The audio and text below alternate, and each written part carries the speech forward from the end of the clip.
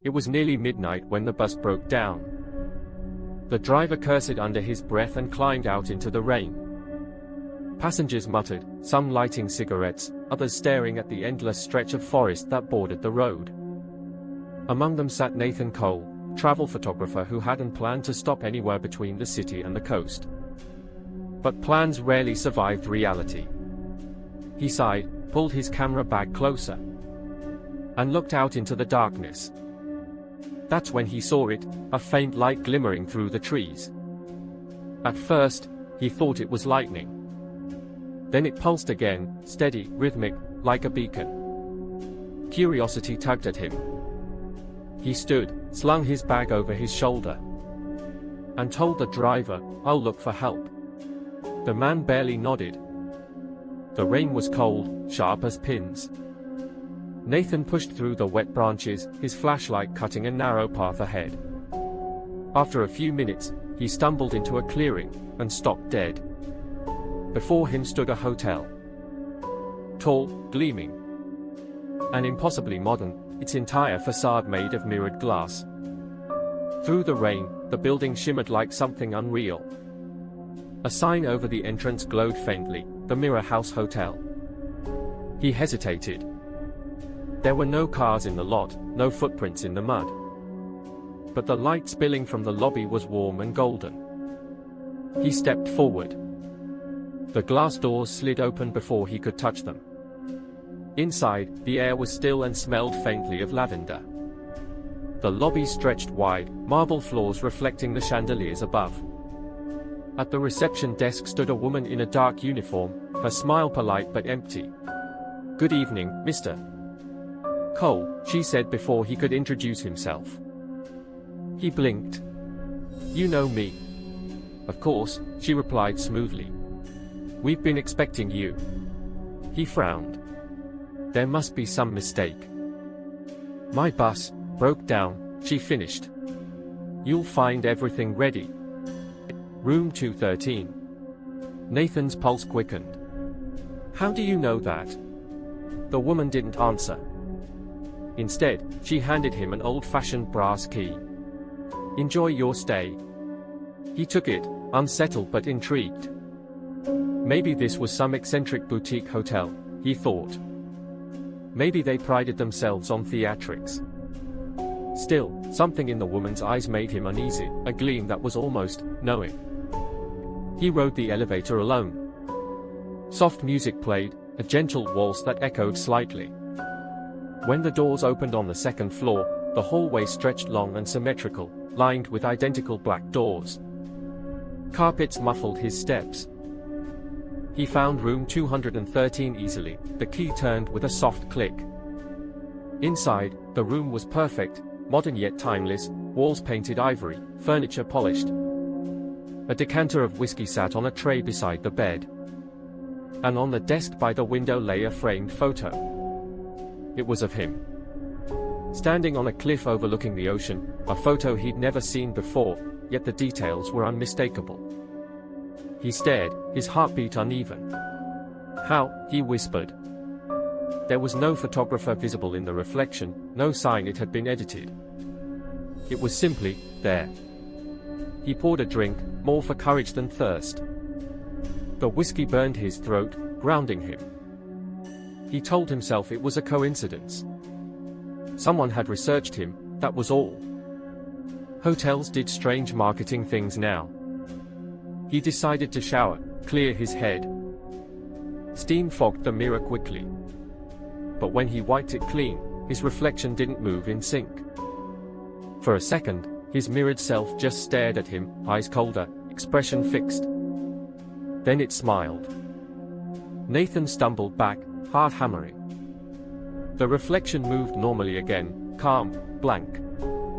He laughed shakily. "Too much whiskey," he muttered. Still, he left the bathroom light on when he went to bed. Sleep came in fragments, uneasy, restless. At some point, he awoke to the sound of footsteps in the hall. They were slow, deliberate, like someone pacing. He listened, holding his breath. Then a soft knock sounded at his door. He sat up. "Who's there?" No answer. The knock came again, 3 times, perfectly even. He approached slowly, looked through the peephole, but saw only darkness. When he opened the door, the hallway was empty. Only his reflection stared back from the polished glass wall opposite. But as he closed the door, he noticed something new. The photo on the desk had changed. Now, it showed him standing in the hallway, just as he'd been seconds ago. Nathan felt cold all over. He grabbed his bag, intent on leaving. The elevator was silent, its panel dark. He tried the stairwell, it went down endlessly, turning corner after corner but never reaching the lobby. When he finally burst through another door, he was back on the same floor he'd started. Room 213 waited, door open. His breath came shallow. Inside, the photo now showed him standing at the door, looking terrified. The glass walls of the hotel reflected his every movement, infinite versions of himself watching. He yelled, "What do you want from me?" The lights flickered. The air shimmered.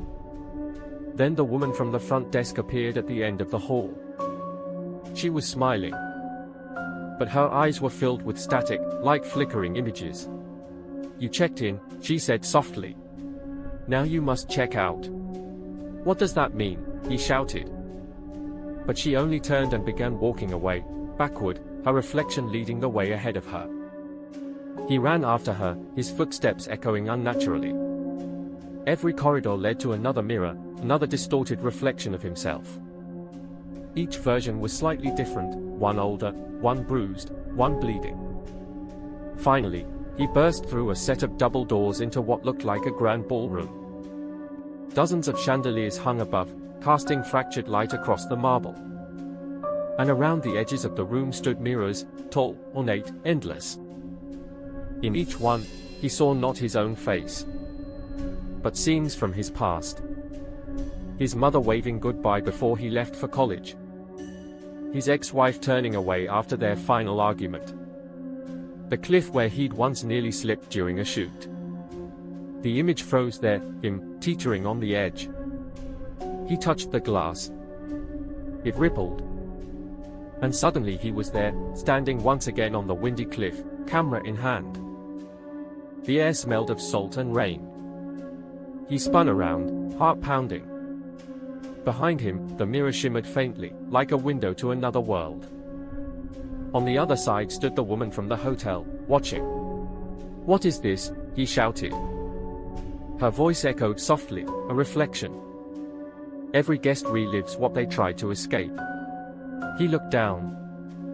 The rocks below were sharp, merciless. He remembered that day vividly, how close he'd come to falling, how something unseen had pulled him back. But in this reflection, there was no one to catch him. The ground crumbled beneath his feet. He screamed, and fell.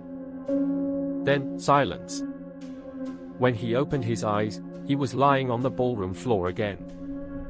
The mirrors around him were cracked. In each fragment, he saw parts of himself, scattered, repeating, infinite. The woman knelt beside him. "You fell a long time ago," she said gently. "This place is where those lost between moments come to stay." Nathan shook his head weakly. "I'm not dead." "Not yet," she agreed. "But you will be. If you keep searching for what's already gone." She stood, her reflection moving seconds before she did. "Rest now, Mr. Cole. Your room is ready." He tried to rise. But the ground seemed to pull at him. The mirrored floor swallowed the light around him until the world became glass. He felt weightless, falling, floating, existing only in reflections. When he awoke, he was standing in the lobby again. The chandeliers gleamed. The front desk gleamed. And the woman smiled at him from behind it. "Good evening, Mr. Cole. Checking in?" He blinked. I already." She handed him the brass key. "Room 213. Enjoy your stay." He took it, dazed. Something deep inside him wanted to scream, to run, to shatter every mirror in sight. But his hands wouldn't move. He turned toward the elevator, just as the doors opened. Inside, his reflection smiled back, slightly wrong, slightly delayed. He stepped in. The doors slid shut. Somewhere in the distance, thunder rolled again. The rain began to fall harder.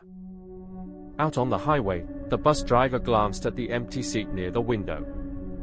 A camera bag sat there, soaked through. No one had seen Nathan return. The driver shook his head and started the engine. As the bus pulled away, faint light flickered through the trees, a golden glow, rising from the mirrored surface of a hotel that shouldn't exist. Inside, the lobby clock ticked backward. And behind the desk, the woman smiled, writing a name in the guest book, Nathan Cole, checked in. She closed the ledger and whispered to no one in particular, they always come back when they see themselves. The rain fell heavier. The mirrors dimmed.